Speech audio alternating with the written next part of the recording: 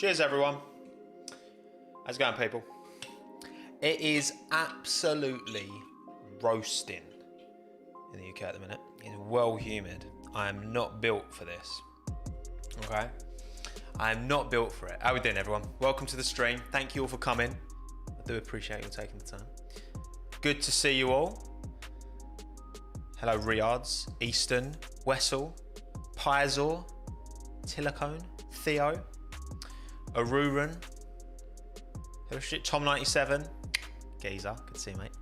Mika, Melina, Chilling Gamer, Daniel, Michael, Zach, Sergeant Pickles, hello from America. You're in America, not me. I'm in the UK. Thurston, Matt, Hixie, Kurza, hello everyone. How we doing? Busy day today, but I'm back, I'm here. And we're gonna talk about the French Grand Prix. And as you can see in the chat, I've already made a little poll.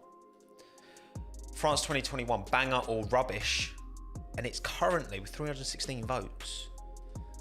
Banger, only 43%, which is actually higher. Because a lot of people, people love to moan about France, because generally it's not a great race. But look, forever the optimist, I think it's gonna be all right. I think it's gonna be a good race. I'm very much looking forward to it. You expect this is going to be a bit more of a Mercedes track, maybe a bit of a departure, because we've had out of the 6 tracks so far this year, I've had Imola, Monaco, Azerbaijan, all very tricky, difficult tracks. France is a bit more of a traditional, big runoff areas, as we know. Going to be lots of track limits chat, I think, this weekend. But yeah, man. Henry, 4:30 in Australia. Exam block, go to bed, mate. Come on. But yeah, thank you all for coming. Now, you might notice that this surroundings changed a little bit. Subtle. I've updated, I've gone through, I made a Word document and everything. I've gone through and I've revamped what I want to do in terms of my live stream, because I love doing these. It's good fun.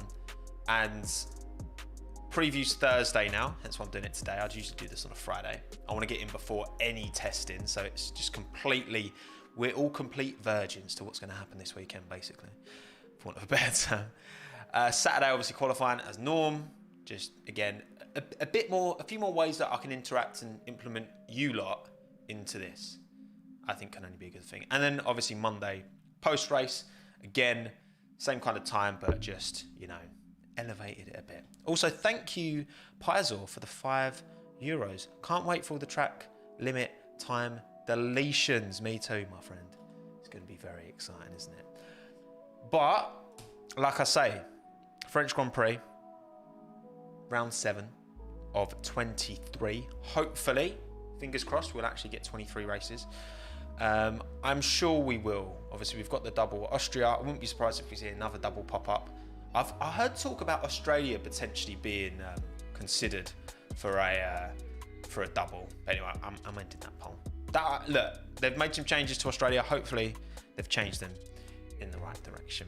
Round 7, Paul Ricard, circuit we love to hate. Aesthetically, I think it's a beautiful track. We didn't see it last year, so I'm excited. I'm looking forward to seeing it back. How about you lot? Maybe a wet race. Yes, I have heard that. I mean, look, you can never trust weather reports more than a few days in advance, really. Would that mix things up a bit? Maybe. Look, 2019, the end of the French Grand Prix, I thought was actually pretty exciting. Do you remember you had Kimi, Daniel, I think Lando as well? They were all battling, and Ricciardo went past Kimi, but he went off track. That last lap was actually quite exciting in kind of midfield. But yeah, generally speaking, it doesn't tend to deliver.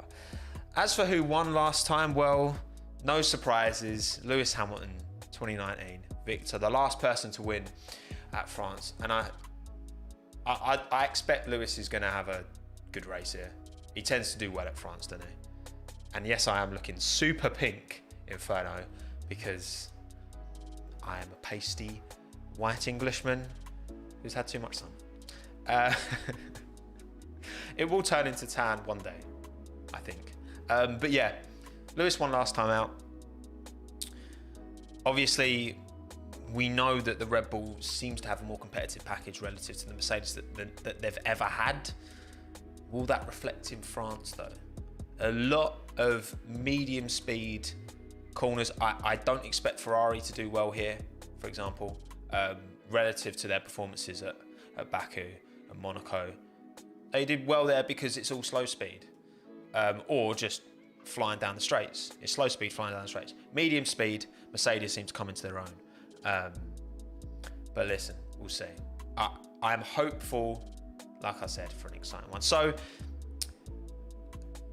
Williams points shift the total. I mean, that would be amazing. Really change the format to match his skin tone. Yes, Michael. Well, no, look, I'm basically blending in. Look, that is actually pretty close, isn't it? Rah. I'm not burnt, I just look burnt because I'm not built for it, okay? Leave me alone. AK93C, Tommo, surely with the Mercedes issues with straight line speed, surely they could be in trouble here. Have they really got issues with straight line speed though? I don't know. I feel like it's low speed corners where their biggest caveat is, but I mean their power plant's good. And again, look, Lewis was up there challenging until, you know, the massive overshoot. Like, he was still up there in the fight. You know what I'm saying? So I still think Mercedes will be up there. But anyway.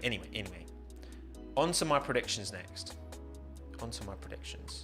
Now, obviously, with these, I like to go, and I've kept this the same. So who I think is going to be the winner of the race, who I think is going to be the team of the weekend. So not necessarily the team who scores the most points, but just the team who has the strongest weekend relative to expectations or whatever, okay? This could be a Williams getting points and, you know, both drivers up there, not necessarily winning the race, but I don't need to explain it. And then obviously driver of the weekend, again, not necessarily the quickest driver, but the best driver. And struggle of the weekend.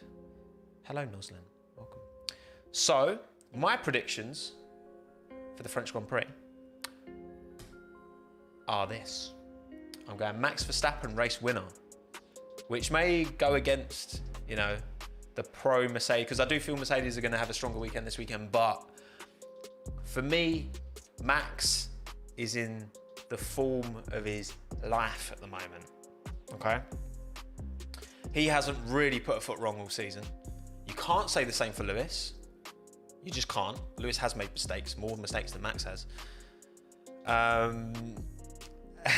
No, Esteban, I know, Melina. I'll get onto it, don't you worry. I'll get on. There's method to my madness, okay? And yeah, I'm saying Max is driving off out of his skin at the minute. I think Red Bull will find a way to win that race, and I think Max Verstappen will be P1. Team of the weekend, I'm going AlphaTauri. I've also put Pierre Gasly as driver of the weekend. I'm just feeling it. I'm feeling good about AlphaTauri. Pierre sounds very, very happy and comfortable, confident in that car. And I back Pierre Gasly to do well. Yuki had a good weekend at Azerbaijan. Yes, he had the crash in qualifying, which of course wasn't great. But in the race, finished in P7, wasn't it? Alonso just got him at the end, which is great. Like, I think all things considered, that's the first time he's ever raced at Baku as well. I think he's getting there. We know he's got the raw pace, Yuki, and I think, you know, he's onto a good thing. And again, like Pierre was driver of the year last year. The races that he has finished and the performances he's put in, I think this year have been very, very strong again. Obviously got that podium already, so he's occupied every step of the podium, hasn't he? P1, 2, and 3 for Pierre Gasly. So I'm feeling good about Pierre.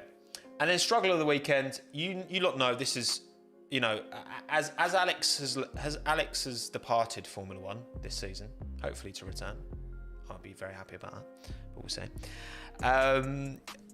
Esteban's kind of come in. I mean, look, you know, I love Lando, I love Daniel, I love Pierre, but I know Esteban has kind of come in and almost taken the limelight for me, and I feel like he's my guy. And if you didn't know, Esteban has been given a contract extension at Alpine. I believe, I haven't double checked this. You will correct me because I know you will in the chat. That it's extended till the end of 2024. Is that right? It's a 3-year. So it will do him for the 2022, 23 and 24 seasons. Am I right? Yeah, 24. So Esteban secured the bag. Good for him. He's driving very well at the minute. I think you got to, again, the thing is with Esteban, you got to remember, like, his teammates in Formula One, Sergio Perez, Daniel Ricciardo, Fernando Alonso. Like, this man has been up against quality. And let's be real, right? Against Sergio, I'd say pretty much on par. There was very little in it between them two. He gave Sergio a run for his money. Daniel, yes, fully Daniel was well on top of him for most of last year. But towards the end, I retain that Esteban definitely closed that gap. It was marginal in qualified. Got that P2 as well, which people forget because, of course, Sergio deserved all the plaudits he got for that P2 at Sakir. But Esteban got P1 at Sakir, but Esteban got that P2. And obviously, Fernando Alonso this year, yes, Fernando, like it's mad. Like, obviously, I've got my little running bet with Aldas that Ocon's going to outscore Alonso.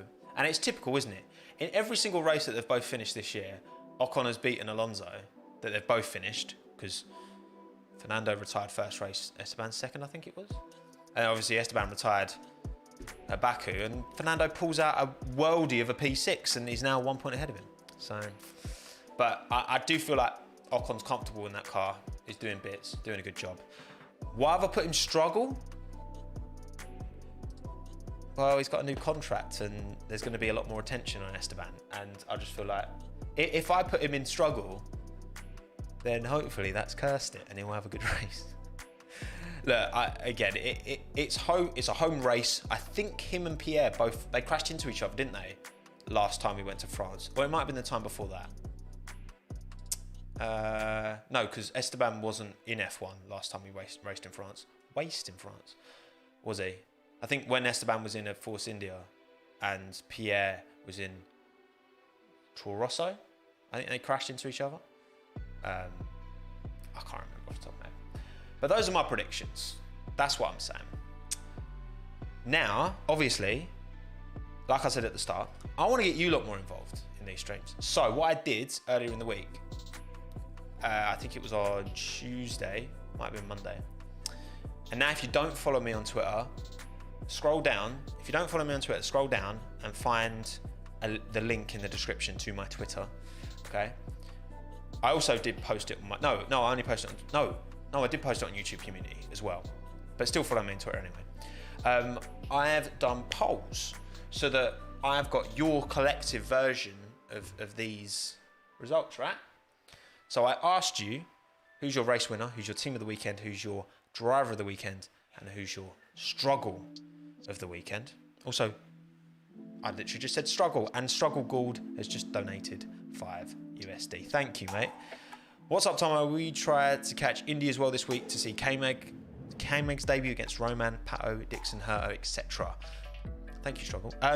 Mate, yeah, they're both going to be in Indy, aren't they? Because K-Meg's replacing Rosenqvist because he can't race. So I will be interested to say, I will try and catch it, but I don't really know where I can I watch it through YouTube, Indy? I have no idea. I don't typically watch IndyCar, but I follow it. I don't really watch the races, but I always look at who's won and how's it going. But yeah, thank you very much for your generosity, my friend. On to your predictions now. So you lot can't slam me for this because this is what you as a collective have said. So your predictions are as such. 49% of you have said Lewis Hamilton's going to win the race. 40% of you have put Red Bull. Well, to be fair, I might have worded this first one, Team of the Weekend, wrong. Actually, no, I didn't. No, I did write Team of the Weekend, yeah. 40% of you said Red Bull, you're going to be your Team of the Weekend. 20% of you said Lando, Driver of the Weekend. Also 16% Gasly, 14% Ricciardo. The Lando fanboys won it again. All right.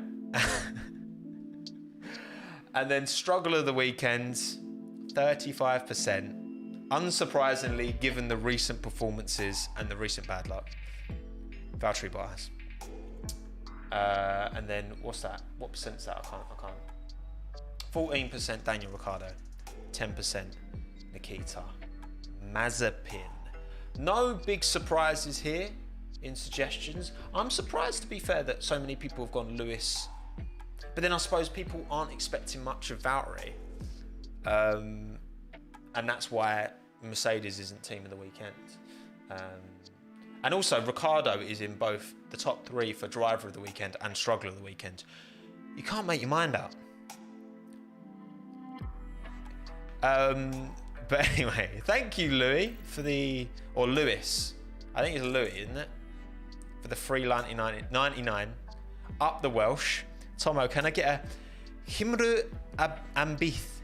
Cymru Ambith.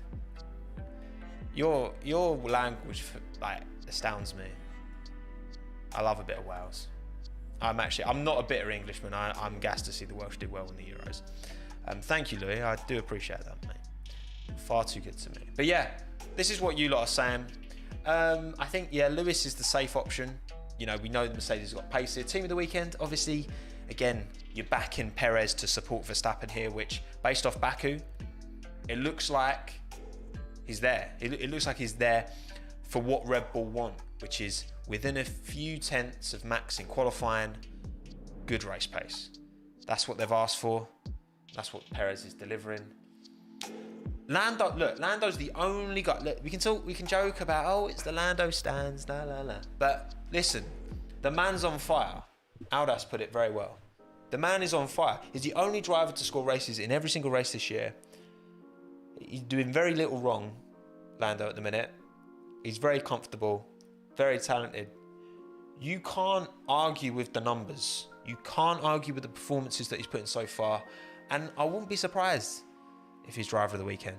And then Bottas struggle. I mean, I feel like Bottas is going to have a good weekend soon. It's just a matter of time. And I hope it is this weekend, because I feel sorry for the human being, Valtteri Bottas, because it must be like everyone's on him, and it must be difficult headspace for him to be in. And this kind of title battle with Verstappen and Hamilton's kind of got away from him already. And he's only 6th in the driver's title as well, driver's standards. Not good.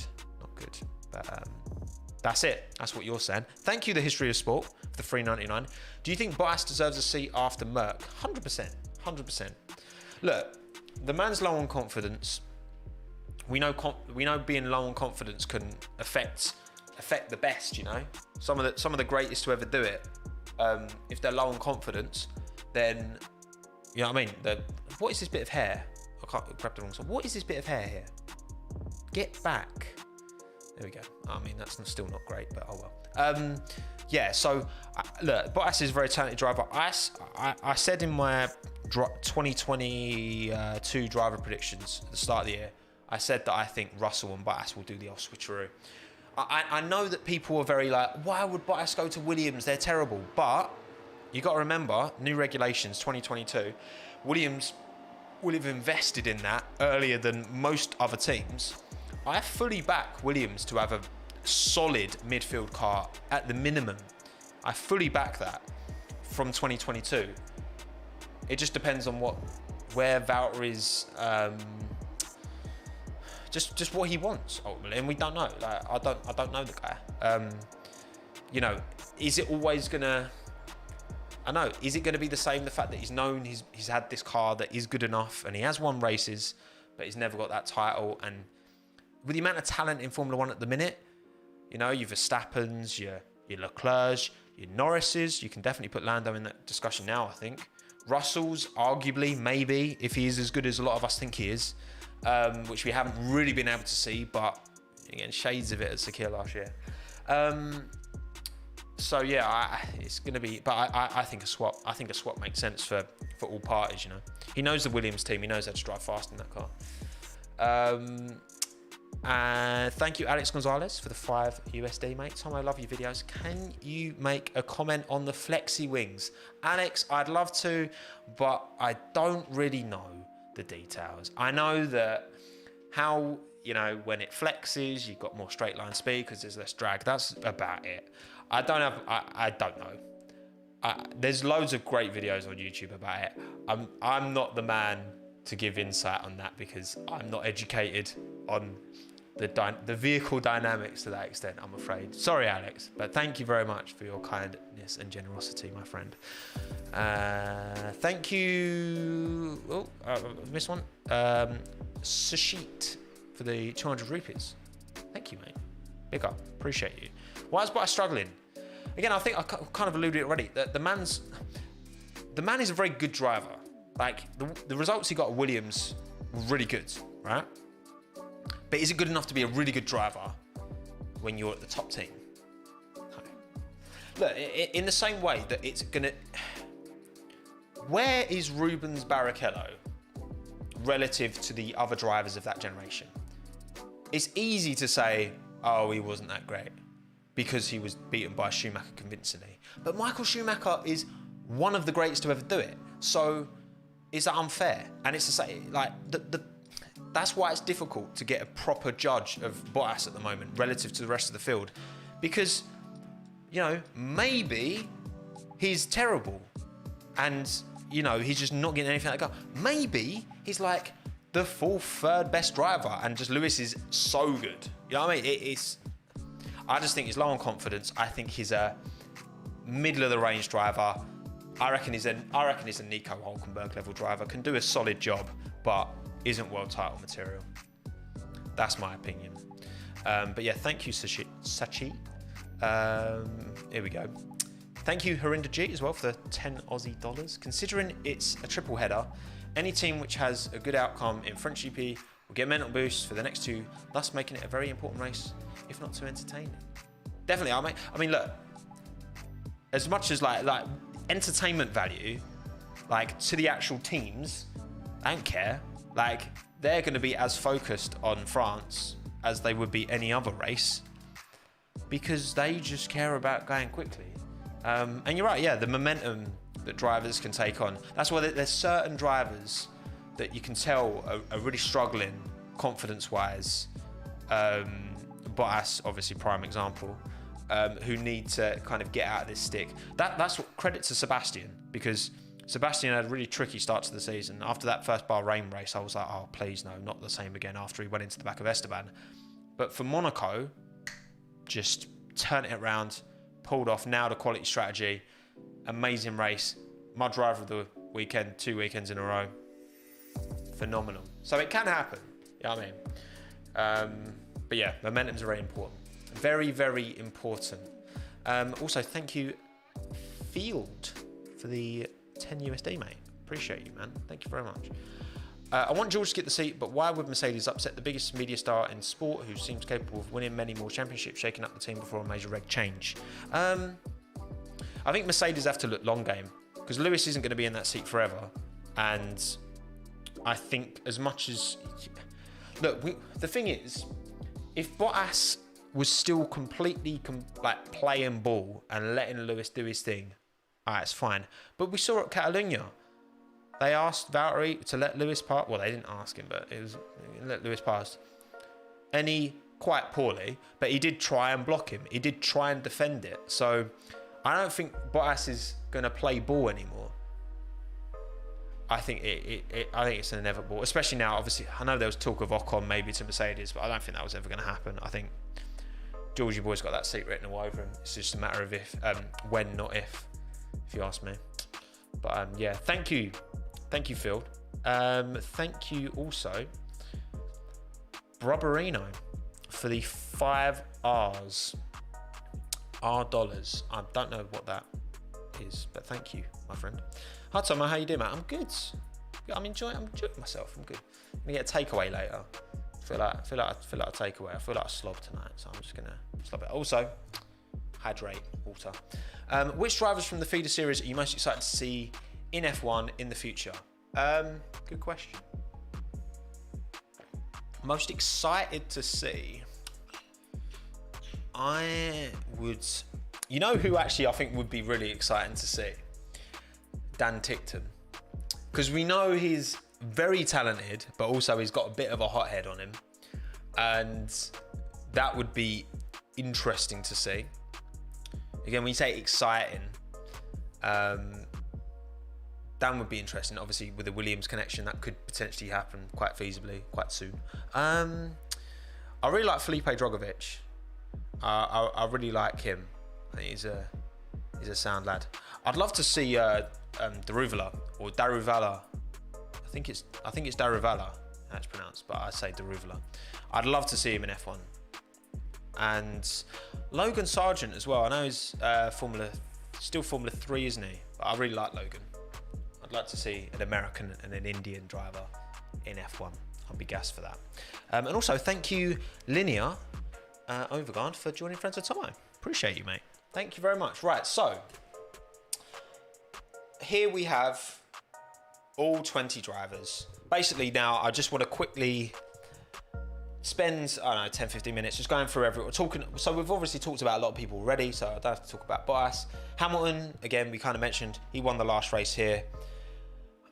I don't see what happened at Baku affecting him going into this. It was such a marginal mistake. If he doesn't it's just millimeters. If it's just millimeters, him not pressing that bloody button. So you know what I mean? I just think that Lewis is gonna come back strong, but I still think Max is gonna win. And then obviously Max, again, I've already talked about Max, phenomenal. Sergio, again, I see no reason why he can't maintain the good momentum he had off the back of that Baku result. He got his win within 6 races. Smashed it. And again, vindicating that Red Bull probably have made the right call there. At least in the short term. Yes, you could argue that Red Bull should have given Gasly more time. To be fair, like Gasly only got half a season, Alex got a season and a half. But also, like, you know, they seem to have found a good balance where Alex has been very helpful to Sergio, apparently, both one-to-one and in the simulator. And I don't see Red Bull changing. Like that on paper is a phenomenal driver pairing, isn't it? That is top tier driver pairing, but not as good as Charles and Sainz, if you ask me. I still would pick Leclerc and Sainz over Perez and Verstappen if I was a team boss, if you ask me. But yeah, Charles and Carlos again. I don't know what to expect of Ferrari. Medium speed doesn't tend to be their strong point, but they've surprised me for sure this year so far. Much closer to McLaren than I thought they'd be. Ricciardo just needs to pick it up because otherwise Ferrari might run away with that P3. Carlos obviously made a mistake at Baku. I back him to bounce back. And again, McLaren, Lando's not really put a foot wrong. Like, the only time he did really make a mistake was when he overshot Imola, and that would have just got him like P2 or 3 in qualifying, which would have just been insane. Instead, he still managed to come through and make it an amazing race. And then Daniel's tricky, innit? He took a while. Like, this is pretty much the same as what happened when he joined Renault. He took quite a while to get used to that car, but once he did, he drove the nuts off it. So I'm very confident by, like, it needs to be good by mid-season though, because McLaren need Daniel scoring points. But I back Daniel because you know I rate Daniel very, very highly.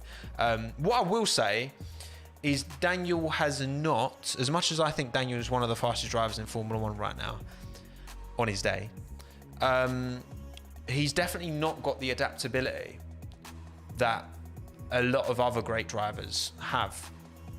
Again, the time he took to get used to that Renault, the time he's now taking to get used to that McLaren. You've seen someone like Carlos go from Toro Rosso, jump straight into a McLaren and be quick, jump straight into the Ferrari and be quick. So that's the one caveat. I love Daniel. You know I love him. I love Daniel Ricciardo, but I think that's what I'm saying. Seb, Lance, I mean, again, hopefully Seb can carry on this good form. I don't see why not. I expected the Aston Martin, I don't know if their package is going to do well. I don't anticipate much from Aston Martin this weekend. Nothing to do with the drivers, everything to do with the car.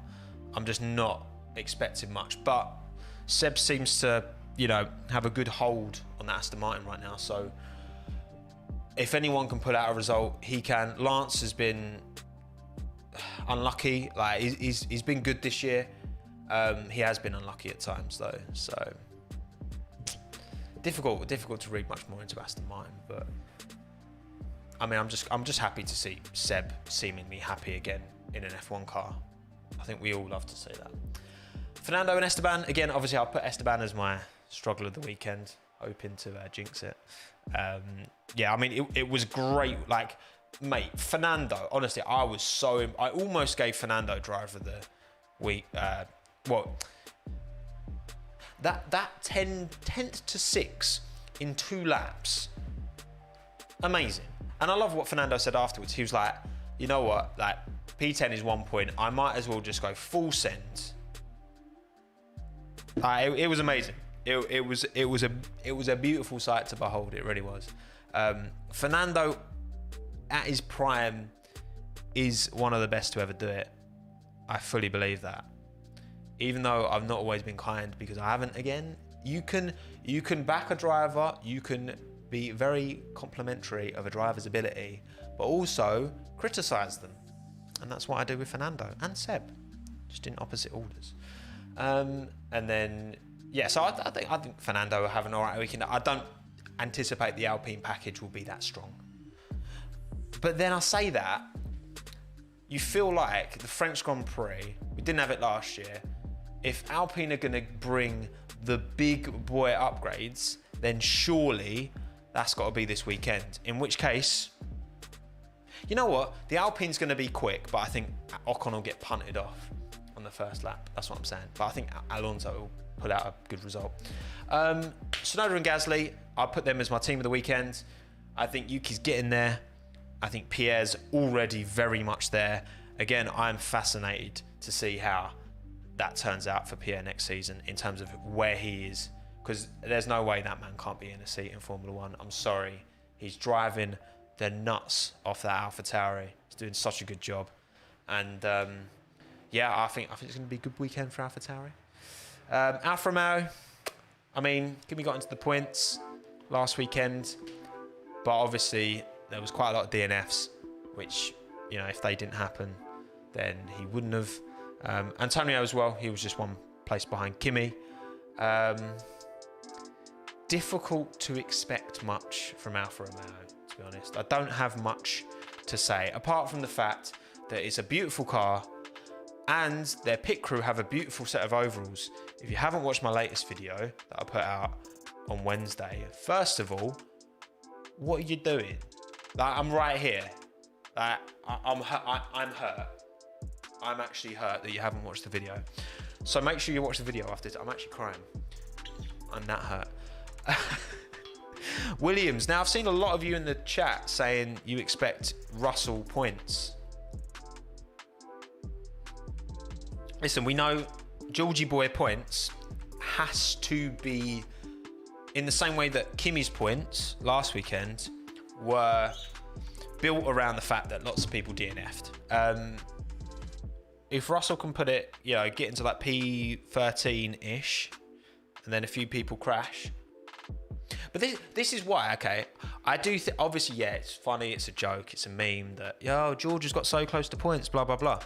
But I'm not being funny. Like, so many of George's results, like, if some people were DNF'd in front of him, then he would have got points.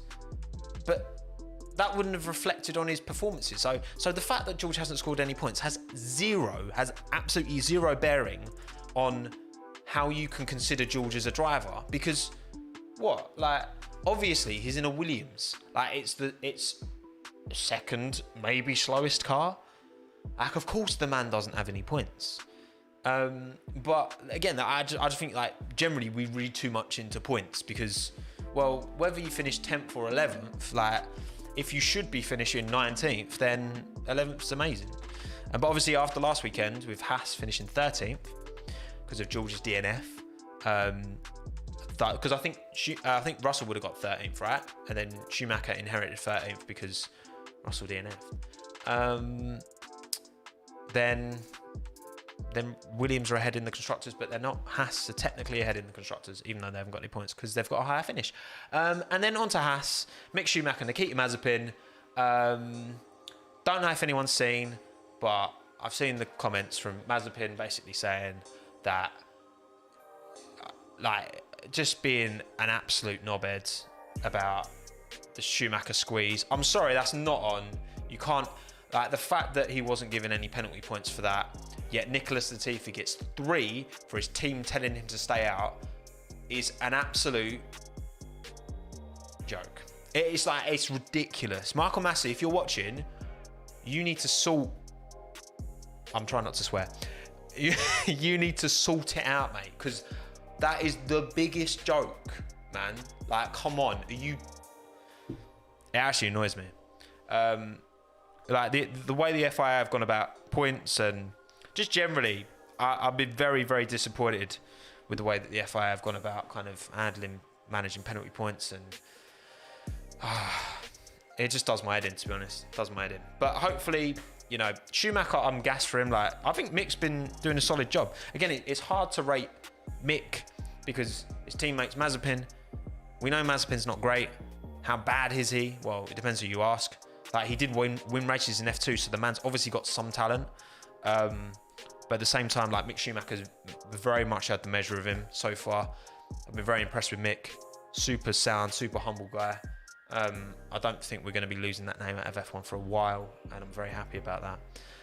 And hopefully he has a good weekend, because that Haas, my words. Well, they didn't really upgrade the Haas last year. My understanding is that last year they developed some upgrades, but they didn't really upgrade it.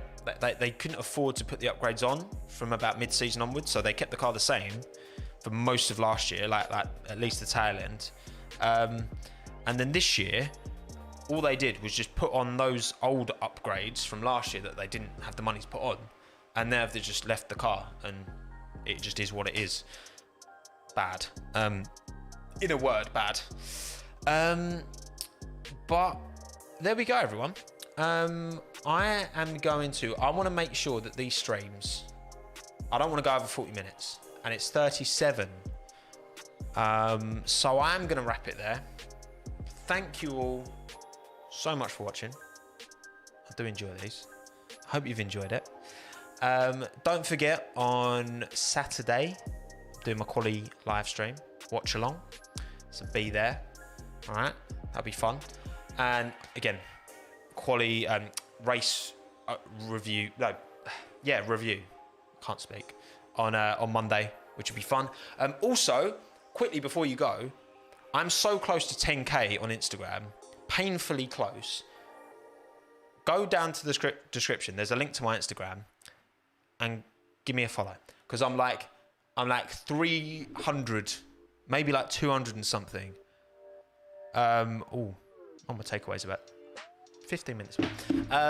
Yeah, I'm really close to 10K, so I would really appreciate that. That would be sick. But yeah, thank you so much for taking the time to tune in. I appreciate you all. I've got some editing to do now. I've got a video I need to get sorted. So yeah, be good, stay hydrated, be safe, be kind, be friendly, be happy. And practice tomorrow, so it should be fun. I'll see you on Twitter, because I like to talk about things on Twitter a lot. So yeah, thank you everyone. Ciao, adios, I'm done. Goodbye, adios, farewell. Obrigado to all my Portuguese MFs out there. Love you all. Bye. Bye, bye, bye.